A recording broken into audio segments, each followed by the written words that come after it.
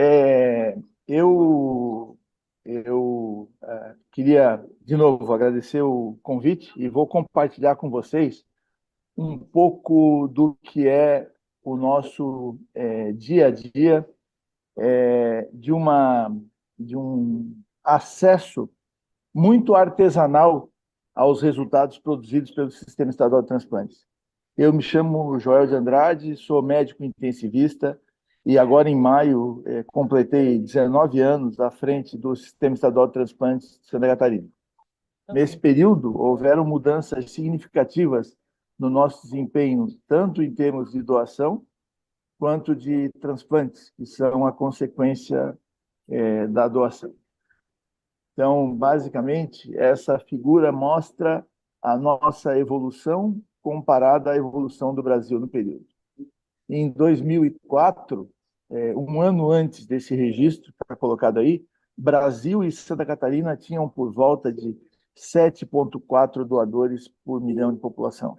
E o que aconteceu foi que nós fomos progressivamente adotando algumas medidas de gestão ligadas a um modelo internacional de coordenação de transplantes, que é o modelo espanhol, e rapidamente fomos evoluindo e descolando da evolução do país. Então, enquanto o Brasil passa o período de 2005, a 2022, evoluindo de 6 doadores por milhão de população para 16 doadores por milhão de população, Santa Catarina vai descolando rapidamente, já desde 2005, quase o dobro do Brasil, e depois sempre o dobro ou um pouco mais, sendo que o período mais destacado, não há dúvida alguma, é a partir de 2017, quando nós chegamos a 40 doadores por milhão de população e fomos mantendo esses resultados com um ano muito bom em 2019, o último ano pré-pandemia, quando nós atingimos 47,4% doadores por milhão de população. Para que você tenha noção do que é isso, os melhores resultados do mundo dão conta de um valor em torno de 50, 48. Então, esse resultado de uma população pequena, de hoje pouco mais de 7 milhões de população, ele reflete uma evolução bastante grande e equivalente aos melhores resultados do planeta.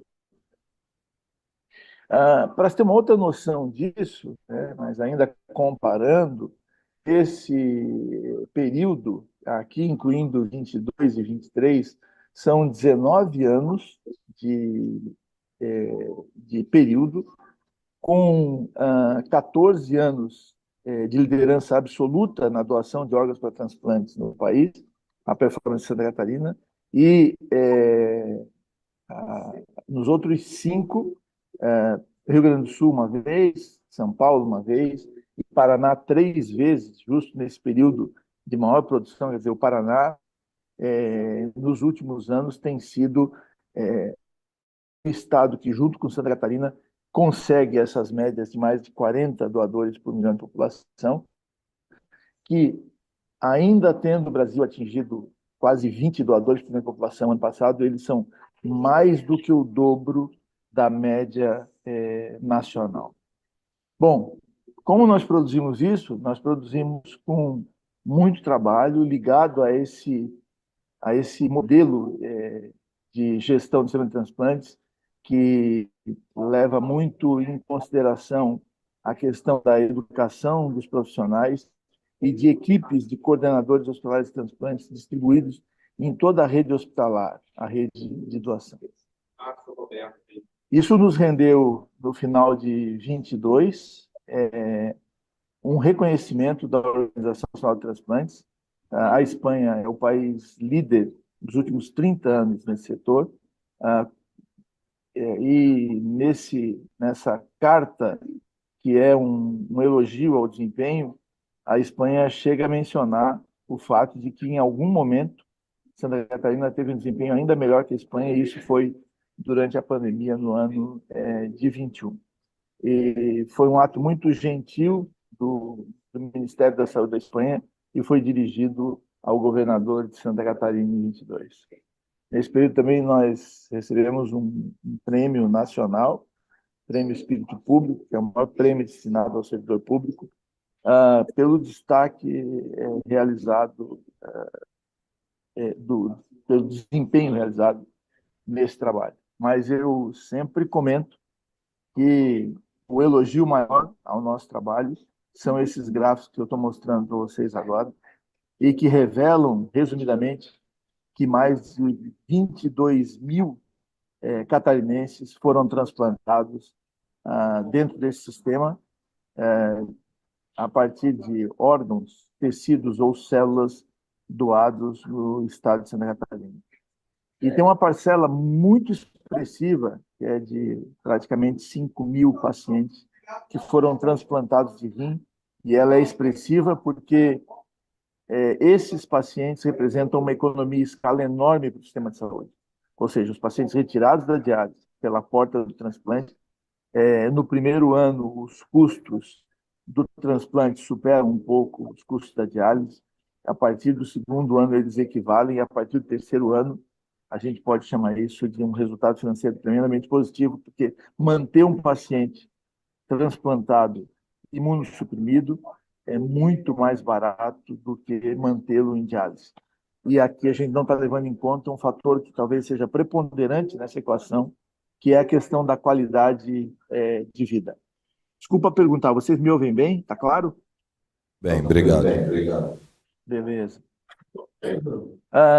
Bom, nós fomos evoluindo e tem uma prática na Central de Transplantes, eu falei para vocês que eu completo agora em mais de 19 anos. Há mais ou menos 10 anos, nós temos uma reunião mensal de avaliação de todo o sistema, e essa reunião leva em conta os dados retirados de um instrumento que nós temos dentro da central, chamado de planilhão. O planilhão é uma planilha de Excel que tem basicamente todos os dados das notificações e da evolução desse processo até a sua conclusão, e se ele concluiu positivamente para a morte cefálica, tem a entrevista e o resultado da entrevista, e se o resultado da entrevista foi a doação de órgãos, então aparece uma segunda parte do planilhão. Isso é como se fosse uma visão horizontal dessa planilha, mostrando o desfecho em termos de doação de órgãos e de doação também aqui de tecidos. Todas as doações e os transplantes que derivaram daquela doação. Baseado nos dados dessa planilha, nós alimentamos alguns dados que são levados para a reunião mensal, e aí eu volto à questão, quer dizer, nós fazemos um exercício artesanal de trabalho com esses dados, e eu vou passar, não vou tomar tanto tempo de vocês, mas vou passar por cima desses dados a partir de agora. Essa é a evolução que eu tinha mostrado para vocês. O gráfico semelhante anterior mostrava Brasil e Santa Catarina. Aqui não. Aqui em vermelho, as notificações de morte cefálica, ou seja, as comunicações à central suspeitas de morte cefálica. E em azul, as doações efetivas de órgãos, ou seja, aqueles doadores que, com o processo encerrado, eles tiveram entrevista e foram doados, se removeu e pelo menos um dos órgãos foram implantados. E a gente pode ver também aqui que nós, praticamente no início, tínhamos que ter três notificações quase para gerar um doador, e depois essa diferença diminui. A nossa efetividade em termos de doadores, de pacientes notificados com morte cefálica, ela tem girado entre 43% e 54%, sendo que no país que pratica auditorias e persegue a excelência, ela deveria ser de 65%. Quando eu falo 43, é um valor que parece baixo, mas é consistentemente o valor mais alto do Brasil em termos de conversão. E quando a gente olha para os dados, então, basicamente de 2024, nós vemos que a nossa notificação flutuou um pouco menor em janeiro, subiu para 90 doadores por milhão notificações por milhão de população em fevereiro e março e cai novamente para 76 em abril. Aqui é uma coisa curiosa e que dá uma boa noção de como as coisas são. Vejam vocês que a doação efetiva foi, em abril, muito boa, né? Nós tivemos, então, 49,2. Ou seja, nem sempre a identificação, via de regra, por uma razão fixa de conversão, ela resulta, quanto mais notificação, em mais doação.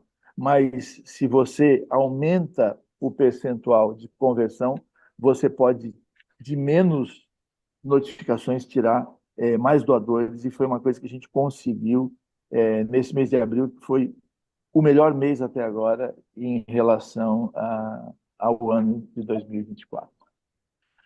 Quando a gente olha para os desfechos que podem ter uma notificação de morte cefálica dentro de uma central de transplantes, eles se resumem a essas 4 linhas e teria um quinto desfecho, que seria o outros, e depois a gente vai dar uma olhada um pouco no conteúdo do outro, né?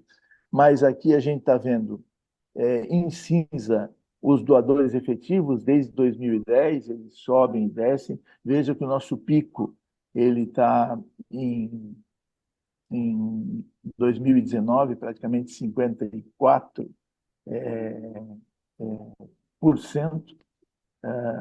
A perda por parada cardíaca, que em 2010 era quase 30%, ela foi reduzindo progressivamente e hoje está por volta de 5,7%, que é um valor excelente, comparável a bons resultados internacionais. E a contraindicação, essa sofreu uma grande movimentação com a pandemia do Covid, e essa movimentação, de um certo modo, se manteve. Então, nós tínhamos sustentado por volta de 5%, 8% de qualificação. Vem a pandemia do Covid, ela chega a subir para 20%, em 21% para 24%, e ela não cai. Ela se mantém por volta de 18%, 15%, dependendo do ano. E a taxa de não autorização familiar, talvez de todo o processo, o maior desafio que se tem, né, e que causa tanta polêmica e tem tantas iniciativas para tentar melhorar, né? Aqui vale a pena registrar que, se nós voltarmos 3 anos no que está colocado no gráfico, de 2010 voltado para 2007, nós tínhamos em Santa Catarina 70% de não autorização familiar. E a não autorização familiar foi depois dos cursos e dos treinamentos de comunicação e más notícias, que iniciam em 2009, sistematizam em 2010, ela foi caindo, caindo. Nós passamos por um vale de não autorização por volta de 25% entre 2019 e 2020, e depois, com a pandemia, ela volta a crescer. E esse ano nós temos um bom número de doadores, mas a não autorização está em 33. Aqui, um detalhe vale a pena mencionar para vocês. Em abril, no início de abril, entre 4 e 6, nós fizemos um curso estadual. Nós temos 2 cursos estaduais ao ano, dedicados à questão da comunicação com as famílias e da não autorização familiar. E a taxa de não autorização familiar de 2024, abril, foi de 17,5%, uma das mais baixas que nós tivemos até hoje, mostrando uma relação bem estabelecida, uma relação intrínseca entre educação, treinamento, capacitação e os resultados do que se quer, mesmo num tema tão duro e difícil. A gente aguarda o comportamento do mês de maio para ver se esse resultado se sustenta, mas nos deixou muito clara a mensagem de que, se nós queremos mexer nessa variável que altera o desfecho, nós precisamos, então, investir ainda mais em educação. Já as outras questões, a doação foi crescendo, né? Então os percentuais variaram e foi tremendamente positivo também em abril, variaram de 38 para 42, para 46, para 62 no mês de abril. As contraindicações absolutas subiram muito em abril, e aqui a diminuição do número de notificações tem a ver com isso, porque esses são os primeiros meses, desde que nós começamos a trabalhar com esse sistema de dados, que nós estamos descartando as contraindicações absolutas que aparecem junto com a notificação. Ou seja, sempre que tem uma contraindicação absoluta que vem junto com a notificação de morte cefálica, a gente descarta aquele doador do ponto de vista da estatística das notificações de morte cefálica, o que não fazíamos antes, mas passamos a fazer porque achamos que era melhor e houveram algumas recomendações nesse sentido. Por outro lado, a parada cardíaca se mantendo baixa, né? No último mês, menos que 5%. E aqui aparece o outro, que são outras causas que a gente vai ver logo mais na frente. Então, quando a gente faz um comparativo dos 4 primeiros meses do ano passado, e esse exercício a gente faz, de novo, todo mês, a gente encontra que, comparando o mês... Gente, eu vou precisar interromper um segundo, porque a minha bateria está acabando aqui, eu vou precisar pegar o carregador e conectar. Tranquilo, Joel. Vou conversando com eles aqui outros assuntos, né? Não sei como que vocês olham ali os dados, mas você começa a levantar algumas correlações. Uma coisa que não tinha olhado assim para os dados. E eu acho que isso se aplica em qualquer setor. Parece que tem uma faixa ali de 20% a 30% que eu vou precisar dizer não, de algum jeito. Não assim. Ou é contra... Não sei se vocês viram. Quando ele começou a mostrar os dados, 2010, parada cardíaca era 30% quase. Era 29% alto. E aí eu tinha, que ele ficava muito incomodado, ele conseguiu baixar isso. Aí as contraindicações subiram. É quase como assim, eu vou arrumar um jeito de dizer que não pode. Mas tem uma faixa entre 20% a 30% que eu digo algum jeito que não pode. Eu acho que... Já volto para você, Joel. Lá em 2010, pelo que eu vi, era o seguinte: cara, eu vou deixar o paciente, ele vai parar. Era quase isso. Deixa porque ele vai parar. O outro que a gente sabia não vou nem dar início a isso, porque eu não vou conseguir viabilizar a doação, então eu nem notificava. Ele parava, né? Isso também acontecia. Agora não, que a notificação virou quase, acho que com a vontade de Santa Catarina, ele notifica. Mas provavelmente ele está dando muito mais atenção, uma hipótese minha, está dando muito mais atenção à contraindicação.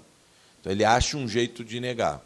Não é que eu estou dizendo, talvez... Aqui, basicamente, depois a gente vai repassar por esse dado, aparece a performance do hospital item a item. Notificações, a quantidade de entrevistas que foi feita, as autorizações obtidas, quanto resultou em doação, se houve parada cardíaca, contraindicação, se houve recusa e quantas recusas houveram, e depois vem os percentuais de doação, contraindicação, parada cardíaca,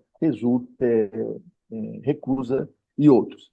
Então, a partir desses dados, a gente vai gerando demandas do que cada instituição precisa para melhorar a sua performance em algum ponto, né? E esses hospitais que parecem relacionados aqui, eles são os hospitais mais importantes do Sistema Estadual de Transplantes. Em Santa Catarina, hoje, existem 69 hospitais doadores, mas 18 deles são mais importantes, eu já explico por quê. 3 deles têm mais ou menos 40% dos doadores de todo o estado. 3. Com outros 7, que completa 10, nós chegamos a uns 70% dos doadores do estado. E os outros 8 vão nos levar a 85%. Então, 85% das doações do estado estão concentradas nesses hospitais e eles recebem máxima atenção da gente na estratégia mês a mês. Aqui, então, estão os números absolutos de notificação elegível, né? Ou seja, notificação daqueles que podiam realmente ser doadores e doadores efetivos, comparando, então, sempre a efetividade. Veja como o Blumenau é muito mais efetivo, né? De 20 possíveis, converteu 17. O Celso Ramos, Blumenau, em Florianópolis, é bastante bom, mas ele reverteu um pouco mais da metade daquilo que notificou, converteu, né? E assim vai mostrando instituição por instituição. Na estratificação, que aparece como outros desfechos que não estão aí computados, também não vou tomar muito tempo de vocês, mas doação sem captação, porque não havia receptor, é um desfecho especial, doação sem retirada, porque não havia logística, eventualmente isso é simplesmente uma barreira meteorológica. Chapecó, que é um grande município da Santa Catarina, está muito distante de Floripa, a 1 hora de avião, e eventualmente não tem a mínima condição de voo, nem mesmo por aviação comercial, que não é muito utilizada por nós pela escassez, né, de horários. Então, essas são as razões que a gente também compila para poder utilizar na análise de dados. E aqui uma outra coisa que a gente sempre mostra e que tem um valor ilustrativo grande para ver onde as coisas estão indo melhor ou não, é as divisões das macro-regiões de Santa Catarina, compartimentalizando sua população e o desempenho de doação em relação a cada uma dessas regiões. Então, nós podemos encontrar aqui, por exemplo, Blumenau, que tem a região de Blumenau, que tem Alto Vale do Itajaí, né? O Médio Vale do Itajaí e Alto Vale, 134 notificações de morte cefálica e uma doação de 74,3. A região Nordeste, com 60 de notificação e 38 de doação. Já a região da Foz do Rio Itajaí, com 61 e a doação de 9,2. A Florianópolis, com 78 e doação de 44, uma doação bastante boa também. O Sul, com 91 e a doação de 48. E o Oeste, em amarelo, com 63 e a doação de 35. Todos os meses a gente acompanha isso. O acumulado do Estado mostra, então, uma notificação global de 96 e os elegíveis de 87 e a doação média de 41. E dentro dessas análises, basicamente, o que cada região traz de positivo e de negativo. Então, em relação à notificação, o Vale do Itajaí e a região meio-oeste, Serra, com notificações muito boas, e o Planalto Norte e a Foz com resultados piores. A mesma coisa para doação, Vale do Itajaí e Grande Florianópolis, taxas melhores, Foz do Rio Itajaí, meio-oeste, Grande Oeste e meio-oeste com taxas piores. E, obviamente, isso está refletido na não autorização familiar, o Planalto Norte e o Nordeste, e o Sul e o Vale do Itajaí com taxas de não autorização menor, e as regiões de Foz do Rio, Itajaí e Sul, o meio-oeste, Serra e o Grande Oeste com resultados que são piores, né? E, claro, isso tudo reflete nos resultados dos doadores efetivos. Em paralelo a isso, nós realizamos auditorias nesses 18 hospitais. E essas auditorias, pois, os prontuários de todos os pacientes que morrem em ventilação mecânica, conectados ao ventilador, eles são analisados no sentido de tentar observar se havia alguma morte encefálica que deveria ter sido notificada à Central de Transplantes e não foi. Então, todos esses hospitais são auditados por 3 enfermeiras do sistema que analisam os prontuários e colhem esses dados. E o impressionante é, nós temos uma média anual que supera 700 notificações de morte encefálica, e ao final do ano essas auditorias apontam que outras 200 mortes encefálicas deixaram de ser notificadas. E quando a gente olha por quê, existem 11 tipos de classificação desses escapes que mostram que havia óbito com critérios de morte cefálica sem abertura do protocolo, ou sem condições hemodinâmicas, ou algo muito comum que aparece aqui, que haviam condições de diagnóstico de morte cefálica, mas o paciente foi definido como limitação de suporte terapêutico ou mais comumente chamado de cuidado paliativo. Existe fragilidade de registro, muitas dessas discussões acerca de cada um desses casos a gente tem que aprofundar para chegar à conclusão, mas a impressão que dá é que, mesmo sendo um sistema bastante efetivo, ele ainda apresenta escapes. O resultado da auditoria tem mostrado quais instituições são mais frágeis do ponto de vista de perda de potenciais doadores. Então, basicamente, o Hospital Regional do Oeste, o Marieta Conder Bornaus em Itajaí, o Hospital Celso Ramos, onde se encontrou um número maior, e também quais são mais frágeis do ponto de vista de não autorização familiar. Né? Os percentuais maiores estão em quais instituições? Né? E aí a gente cria as nossas prioridades de ação. Então, as prioridades seriam, então, no Hospital de Joinville, averiguar a diminuição das notificações no Municipal São José. É um hospital neurocirúrgico que tem perdido progressivamente o número de notificações, e o que nos preocupa é que a auditoria não tem mostrado escapes.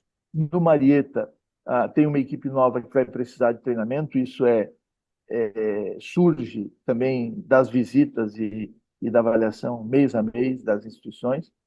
O Hospital Regional do Alto Vale é uma situação especial, é um hospital de uma comissão hospitalar de transplantes altamente capaz, muito experiente, mas o resultado de não autorização é expressivo, e a gente está tentando uma outra manobra para ver se recupera a performance dessa instituição, claro, trabalhando junto com eles.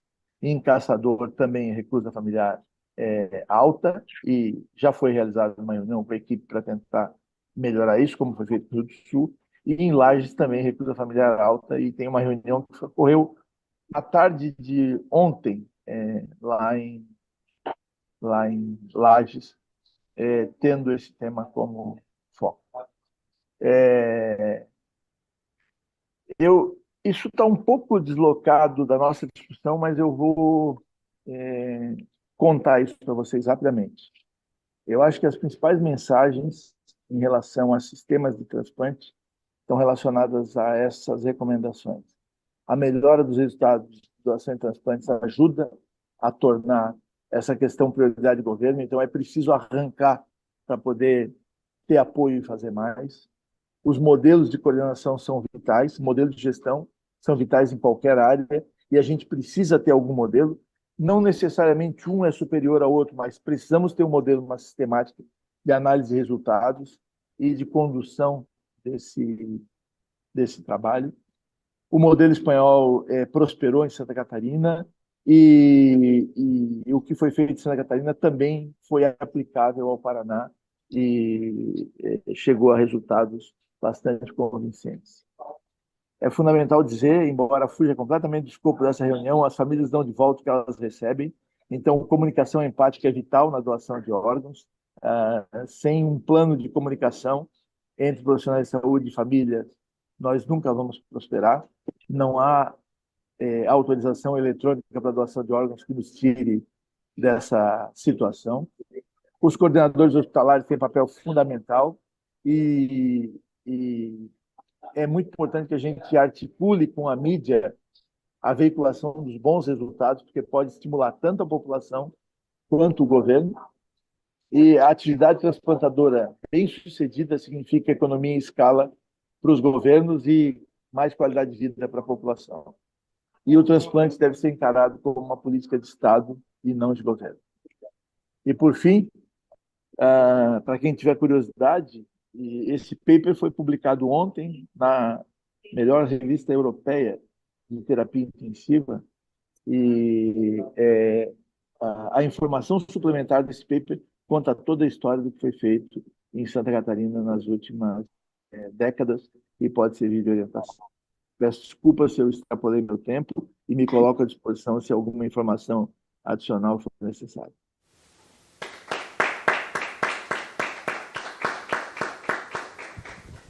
Joel, quero te agradecer e abrir aqui o debate com o Alexandre e dividir o microfone. Uma ou duas vezes a questão do artesanal, a gente tem, nós conversamos sobre isso, nós temos uma preocupação de longa data de ter um sistema informatizado que possa gerenciar toda essa parte da doação, né? Eu acho que é interessante registrar, talvez a maior parte das pessoas que estão aqui saibam, mas o Sistema Nacional de Transplantes ele tem um software para gerenciar os doadores e os transplantes, mas ele não tem um software para gerenciar o processo de doação. Quer dizer, quando o doador está entrevistado e doado, ele ganha um RGCT, um código, e aí os órgãos dele vão ser processados dentro desse sistema. A gente tem essa preocupação grande de criar o sistema, e ela deriva de várias questões. Uma delas é que eu tenho a impressão que, do modo como a gente faz, essa informação sempre chega atrasada. Se a gente faz uma vez por mês, então, se durante abril um hospital fez 5 entrevistas e aí 5 foram não autorizações familiares, pois já devia haver um alerta precoce para que a gente pudesse trabalhar essa instituição, fazer alguma intervenção e ter alguma questão melhor em relação a isso, né? O outro aspecto é que nós analisamos alguns indicadores e desfechos sem nenhuma avaliação mais elaborada do que cada um desses processos representam, né? Eu acho que tem vários pontos positivos naquilo que a gente faz, mas tem vários que poderiam ser melhorados, né? Você ter esses dados todos colocados dentro de um sistema e poder dispor deles em tempo real seria maravilhoso. E poder ter análises dessas variáveis mais elaboradas também deveria ser. E como os desfechos, o processo é complexo, mas os desfechos são mais ou menos simples, acho que isso não é tão difícil de fazer, né? Então, vejo com bastante interesse o que vocês já desenvolveram no Rio e que a gente deve, em breve, fechar para poder participar também. E acho que isso poderia ajudar a análise do Sistema Nacional de Transplantes. Passar para a Fátima aqui, depois o Calduro e mais alguém se quiser. Bom dia a todos. Eu atualmente atuo no Hospital Juta Batista, que tem aí como um grande incentivador, né, melhorar processos, né, na área da saúde. E eu estou aqui hoje pelo convite do Rafael.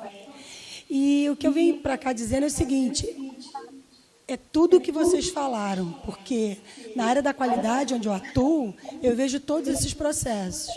Então, quando começaram a falar, vamos montar uma comissão do CIDOT. Tá, deixa eu entender o que é.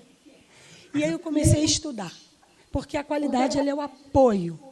E aqui eu estou com um link direto com a presidente da comissão do CIDOT, falando com ela o tempo todo. O que eu quero dizer com isso? Todos são importantes, mas não adianta você vai dizer, o hospital vai ser credenciado para tal coisa. Calma aí. Estamos preparados? Não adianta setar os documentos. Essa equipe está capacitada? Eu pedi para ser capacitada. Eu faço parte da comissão. Mesmo que eu não fizesse, eu quero aprender. Então, a mensagem que eu queria deixar aqui é agradecer eu estar aqui para ser multiplicadora. Doutor Alexandre, tivemos a oportunidade de trabalhar juntos, mas é que a responsabilidade não é só da equipe que é definida para apoiar, né, nessa captação. É sistêmico, né? Vem da estratégico, tático e operacional. Então, assim, eu estou muito feliz, já estou aqui com várias ideias, já tem várias coisas. O Alexandre já tem várias coisas para o senhor aqui. E é isso. Eu estou muito, assim, é isso. A qualidade dos hospitais precisam estar presente nesses fóruns, nesses momentos, né? E agradecer o carinho do Rafael sempre. Obrigada. Passar para o Alexandre. Alô? Não é melhor baixar esse som ali da caixa? Que senão vai ficar um negócio chato. Joel, muito bom te ouvir, como sempre. Obrigado aí pela sua presença. Mais uma vez agradecer ao Rafael. Eu acho que O Joel falou, é um programa de muito sucesso, né? Então a gente tem que olhar sempre para os programas de sucesso e tentar entender as estratégias, né? E aqui no Rio, a gente já tinha um grupo dentro da Central que já tinha uma boa ideia do que deveria ser feito, né? Acho que a estratégia da educação ela é muito importante, né? Mas a estratégia que esse foi o discurso novo que a gente levou para a Secretaria de Saúde, foi do fortalecimento da CIDOT, né? Ou seja, que eles chamam lá de coordenadora hospitalar, a gente chama aqui da CIDOT, que é ter os profissionais exclusivos, dedicados, que só fazem isso, né? E devidamente capacitados. Eu acho que essa mudança assim, de olhar para o papel da CIDOT... Obrigado, Priscila, Fátima, Léo, todos aqui, Débora, quem está aqui, Laís, Marisa, que ajudou a organizar. Nós agora vamos seguir, quem quiser. Aí eles falaram, aí ele falou que ainda não tem ninguém, mas eles estão procurando alguém. Você não vai, não? Perdão, aonde? SNT. Não. O SNT tem uma questão que antecede a encontrar o coordenador, que é negociar a estrutura que esse coordenador vai ter para trabalhar. Não é possível. O SNT hoje está com 9 técnicos, todos absolutamente esgotados, né? Não é possível trabalhar assim. Eu consideraria, em algum momento da minha vida, ir a Brasília, encarar esse desafio, se houvesse a mínima estrutura. Hoje, lamentavelmente, não existe. Talvez ela possa surgir, mas ela só vai surgir se alguém pedir. Se alguém aceitar o cargo sem a infraestrutura, nós vamos ter a mesma coordenação que temos hoje, com ou sem coordenador. Essa é a minha o Mourinho, convicção. só aceita se me der um time incrível. Você está certo, Joel. Obrigado, de coração. Daqui a pouco